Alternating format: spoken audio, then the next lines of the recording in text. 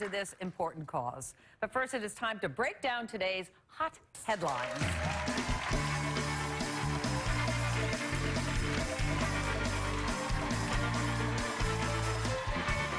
Okay, please welcome editor of AlwaysAlist.com, John Murray is here. Deputy News Director of Us Weekly Magazine, Jennifer Peros, is also joining us. And today's show national correspondent Craig Melvin is here. Okay, I want to start with a story making headlines across the country.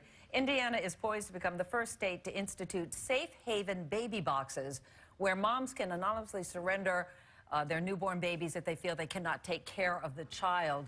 The boxes are actually incubators, and they read hot or warm in the winter. They can be cool in the summer, and there are sensors in the boxes that alert authorities that a baby is inside. Jennifer, what is your take on this? I just want to start off by saying, if this is the mother's choice to do so, obviously the main priority is to make sure that a baby is safe and with a loving family and is with somebody that can support this child for the rest of their life. But that's the best case scenario. That's the best case scenario. My initial thought was, this is absolutely crazy. I don't get it. Like, do you just open up a mailbox and drop a baby in and close the door and walk away? I don't get it. And what happens if, God forbid, there's some sort of malfunction with the box? I'm torn on the issue because Indiana is a safe haven state. Every state is. Yeah, so women can already go to hospitals and fire departments and places like that and leave their child. The boxes are supposed to create an environment so they can do it anonymously. So if they have the shame of having to abandon their child, people can't see. So while I think anything to keep the child safe is a good opportunity, it's definitely better than like the dumpsters and stuff that we see in those Lifetime movies. You know what I'm saying? So I'm torn on it. I don't think it's a good idea, but I think it's better than the dumpsters. You know? Well, anything is better than the dumpsters, yeah. But I come down, maybe because it's the journalist in me, I come down to looking at the numbers, and since 1999, more than 1,400 children have been found illegally abandoned in the U.S., and nearly 2/3 of them have died. So that is the reality, despite all the safe haven laws in every state, that there are a certain number of moms who, for whatever reason, cannot bring themselves to bring the child to a hospital where they have to hand the baby over to somebody. No questions asked unless the child has been abused. Instead, they make that decision to abandon the child. So in that case, I think that it's, as you said, it could be, yeah, it's far better than the alternative of death. So, absolutely. Okay, I want to switch gears here. Last week, Disney Channel announced they'd be making a movie about 13-year-old Monet Davis. Do you remember this little girl? Yes. How could you not? First girl to pitch a no-hitter in the Little League World Series. Now she is making headlines after responding to a pretty disgusting tweet from Bloomsburg University student Joey Castleberry. He wrote, "Disney is making a movie about Monet Davis? What a joke. That slut got rocked by Nevada." Now, he has since been kicked off his baseball team by the school. But this is the really interesting part. Monet was on ESPN, and she was asked her opinion, and she said he should be reinstated. Watch this. If it was me, I know I would want to take that back, and I know anything he would do just to take that one tweet back, and I know how hard he's worked, so I mean, why not give him a second chance?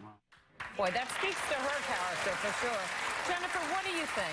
The school has said for right now they're sticking to their guns. They're not reinstating him, but I mean, first off, I mean, power to Monet Davis for being, what, 14 years old and actually like looking at the good of this guy. But 14, yeah, but as someone who hires people in corporate America, like, shame on him. I'm not hiring him for a job. Like, even if he graduates from Bloomsburg University or plays baseball ever again, who calls a 13-year-old girl a slut on Twitter? Shame on him. I agree with you, but what about her position that forgiveness is important and her willingness to forgive? Absolutely, you know, and that's how, you know, good for her for just like showing, you know, maturity. shows his maturity and grace for sure. Yeah, here's the thing, Meredith. I think this week it's Monet Davis. Last week it was Ashley Judd. The week before that it was Kurt Schilling's daughter.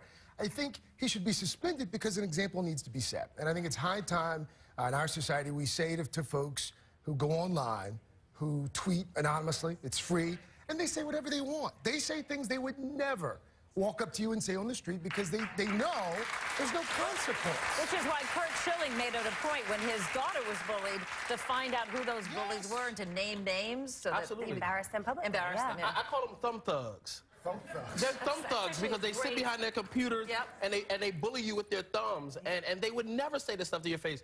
But Monet Davis gave us a master class in compassion. And adults could take a page from her. Everybody does make mistakes, and we're going to be talking about Monica Lewinsky later, so we don't want to necessarily, but like she's been wearing the scarlet letter of her mistake for many, many years. And so what Monet is saying is, yeah, the guy's an idiot, and yeah, he should have been suspended. And can you imagine the backlash he's getting from the community and on social media now himself? But let's forgive him. We've all learned from this, and we can move on. But I do, before we move on, this baseball player, Joey, deactivated his Twitter account. He did post the following apology, and I want to read it to you guys. An example that one stupid tweet can ruin someone's life, and I couldn't be more sorry about my actions last night. I please ask you to forgive me and truly understand that I am in no way, shape, or form a sexist, and I am a huge fan of Monet. She was quite an inspiration. Well, he has that last part right. She is quite an inspiration. Okay, you mentioned Monica Lewinsky? Yes. She is also in the news again after speaking out about the online harassment that she received in the wake of her affair with President Clinton. She gave a powerful TED Talk last week where she said she was, quote, patient zero, end quote, of internet shaming. She called for a change in how we respond to stories like hers. Watch this. Public shaming as a blood sport has to stop. And it's time for an intervention on the internet and in our culture. The shift begins with something simple, but it's not easy. We need to return to a long-held value of compassion.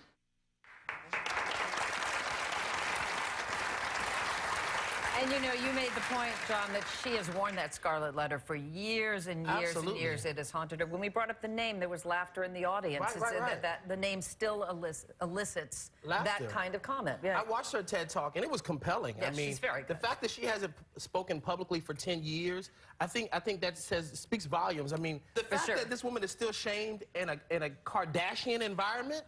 I mean, come on, that's a family that got famous because one of them did a sex tape. Right. I mean, we should be celebrating this girl and putting her on the pedestal or something. Jen, what's your take? I agree.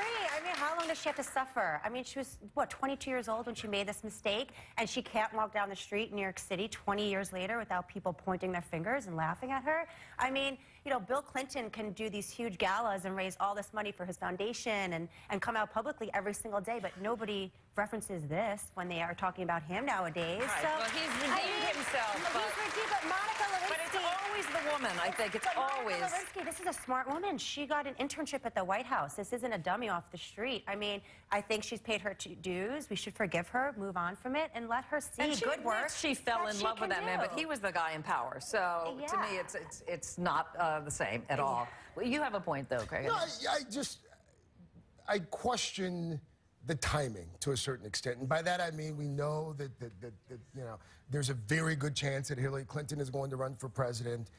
There was the Vanity Fair article a couple of months ago now, and now the TED Talk. I wonder if we're going to see more and more of this over the next few months because of that. Too bad. Too bad. She has every right to speak out at this point. So yeah, I mean, you may be right, but all right. We're going to take a quick break, but we're answering the audience's biggest questions when we come back, so stay with us.